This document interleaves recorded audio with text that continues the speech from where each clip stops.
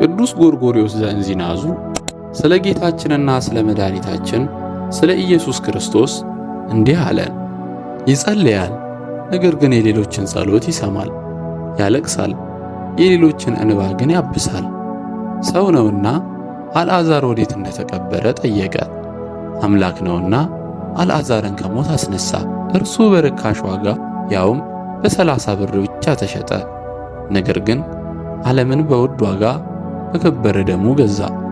እንደ በግ ለመታረድ ተነዳ። እርሱ ግን የእስራኤል እረኛ የዓለምም ሁሉ ጠባቂ ነበረ። እንደ በግ ዝም አለ። ነገር ግን እርሱ በምድረ በዳ የሚጮህ ሰው ድምፅ የተሰበከ ቃል ነበረ።